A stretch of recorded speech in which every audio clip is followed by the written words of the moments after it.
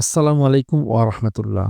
আপনার প্রিয় Islamic channel সহি নলেজে আপনাকে স্বাগতম। আজকের আলোচনার বিষয় স্বপ্নে মাছ ধরতে দেখলে এর মানে কি? অনেকেই এমন স্বপ্ন দেখেন, কেউ নদীতে জাল ফেলছে, কেউ বড় মাছ ধরছে, আবার কেউ দেখে ছোট মাছ। কিন্তু এই মাছ ধরা মানে কি? শুধু ভাত তরকারির ভাবনা, নাকি এর পেছনে রয়েছে কোনো গভীর বার্তা? চলুন ইসলামিক দৃষ্টিকোণ থেকে জেনে নেই এর ব্যাখ্যা। ইসলামের সবচেয়ে বিশ্বস্ত স্বপ্ন ব্যাখ্যাকারী ইমাম ইবনে সিরিন রহমাতুল্লাহি আলাই বলেন, স্বপ্নে মাছ ধরা সাধারণত রিজিক, সফলতা ও চেষ্টা পরিশ্রমের প্রতীক।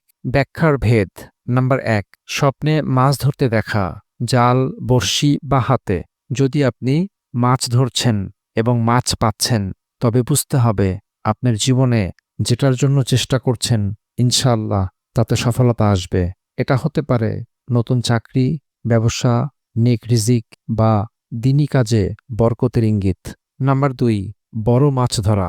বড় মাছ মানে বড় রিজিক। হতে পারে হঠাৎ করে অর্থনৈতিক উন্নতি, ব্যবসায় লাভ কিংবা বড় কোনো সুযোগ। নাম্বার ৩, ছোট মাছ ধরা। আপনি কিছু পাবেন ঠিকই, কিন্তু সেটা হয়তো ক্ষণস্থায়ী বা অপ্রত্যাশিত হবে। নাম্বার ৪, মাছ ধরতে গিয়ে মাছ না পাওয়া। আপনি চেষ্টা করছেন, কিন্তু হয়তো কোথাও নিয়তের বা পদ্ধতির ভুল আছে।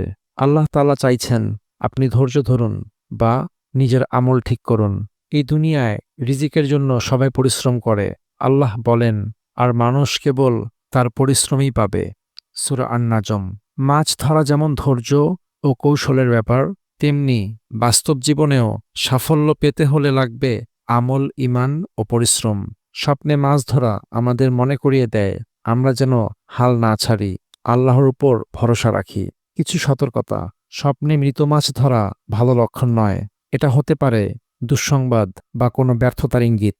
নাপাক অবস্থায় স্বপ্ন দেখলে সেটা খুব বেশি গুরুত্ব না দিলেও চলে। সবসময় স্বপ্নের ব্যাখ্যা নেওয়ার আগে আমল যাচাই করে দেখা উচিত। করণীয়: আলহামদুলিল্লাহ বলা। যদি মাছ ধরে খুশি হন, এটা ভালো স্বপ্ন।